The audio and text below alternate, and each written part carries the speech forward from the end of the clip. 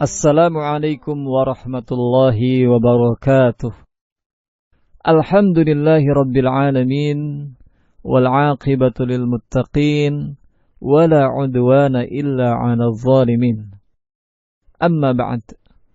Pendengar yang dirahmati Allah, setiap kita pasti memerlukan waktu untuk mengistirahatkan tubuh kita dari lelahnya aktivitas dan tugas yang setiap hari harus kita kerjakan. Dengan kebesaran dan keagungan hikmah Allah subhanahu wa ta'ala, Dia menjadikan tidur sebagai cara untuk mengistirahatkan tubuh kita dari berbagai kepenatan yang menimpa dan kita rasa. Agar tidur bernilai sebagai ibadah, maka kita harus mengikuti adab-adab yang telah Rasulullah SAW contohkan kepada kita. Di antara adab yang Rasulullah SAW ajarkan adalah yang pertama, tidak tidur terlalu malam setelah sholat isya, kecuali dalam keadaan darurat, seperti untuk mengulang ilmu, atau adanya tamu, ataupun menemani keluarga. Hal ini sebagaimana telah dijelaskan dalam hadis yang diriwayatkan oleh Imam Bukhari dan Muslim dari sahabat Abu Barzah radhiyallahu anhu, bahwasanya Rasulullah SAW membenci tidur malam sebelum sholat isya, dan berbincang-bincang yang tidak bermanfaat setelahnya. Yang kedua, hendaknya tidur dalam keadaan sudah berwudu. Dalam hadis yang diriwayatkan oleh Bukhari dan Muslim disebutkan bahwa Rasulullah SAW bersabda, apabila engkau hendak mendatangi pembaringan, maka hendaklah berwudu terlebih dahulu, sebagaimana wudumu untuk melakukan sholat. Kemudian adab lainnya yang harus kita perhatikan dalam tidur kita adalah mendahulukan posisi tidur di atas sisi sebelah kanan, yaitu menjadikan rusuk kanan sebagai tumpuan dan berbantal dengan tangan kanan. Dan tidak mengapa apabila setelahnya berubah posisinya di atas sisi kiri. Dalam hal ini Rasulullah SAW pernah bersabda, berbaringlah di atas rusuk sebelah kananmu. Hadis ini juga diriwayatkan oleh Imam Bukhari dan Muslim. Dan dalam hadis lainnya, yaitu hadis yang diriwayatkan oleh Abu Dawud, Tirmizi, Ibnu Majah, disebutkan bahwa Rasulullah SAW apabila tidur, beliau meletakkan tangan kanannya di bawah pipi kanannya. Selain itu, kita juga dilarang tidur dalam keadaan terlungkup dengan posisi perut sebagai tumpuannya, baik ketika tidur malam ataupun tidur siang. Dalam hadis riwayat Abu Dawud disebutkan, sesungguhnya posisi tidur tengkurap itu adalah posisi tidur yang dimurkai Allah Subhanahu wa ta'ala. Ketika hendak tidur, kita juga dianjurkan untuk mengibaskan kain pada tempat tidur sebanyak 3 kali sebelum berbaring. Anjuran ini berdasarkan hadis yang diriwayatkan oleh Bukhari dan Muslim dari sahabat Abu Hurairah radhiyallahu anhu bahwasanya Rasulullah SAW bersabda, apabila seorang dari kamu akan tidur pada tempat tidurnya, maka hendaklah mengibaskan kainnya pada tempat tidurnya itu terlebih dahulu, karena ia tidak tahu apa yang ada di atasnya.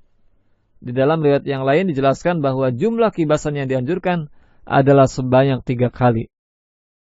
Adapun doa dan zikir yang hendaknya kita baca ketika hendak tidur diantaranya adalah pertama, membaca ayat kursi.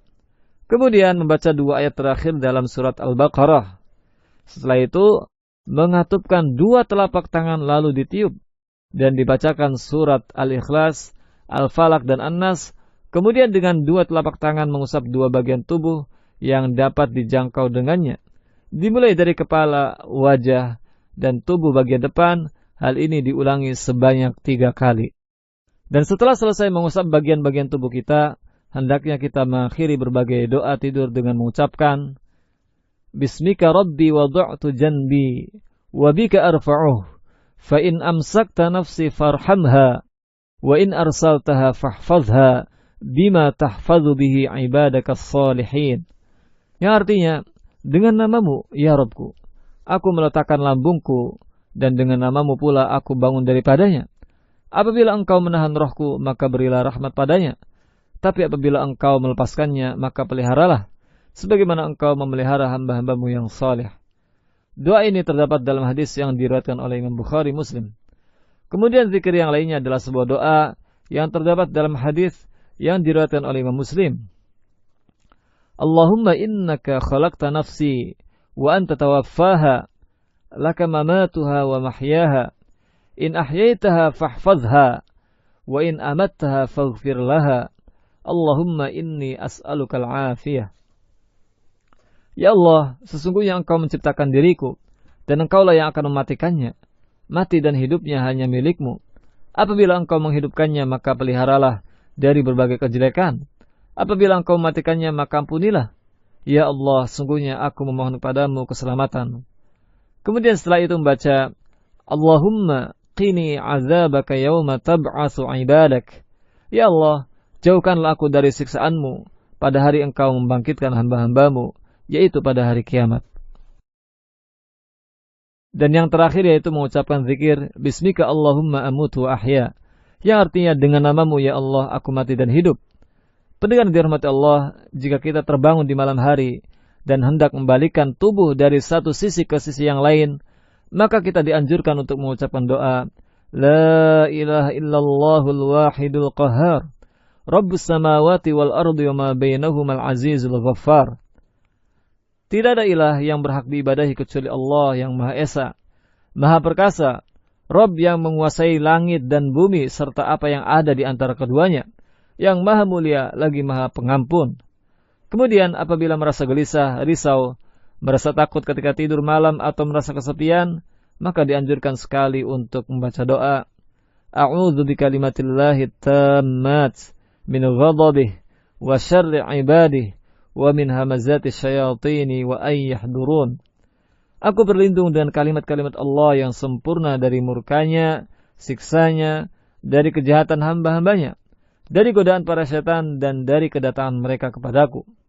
Sebagaimana disebutkan dalam hadis yang diriwayatkan oleh Imam Abu Dawud, Tirmidzi dan yang lainnya.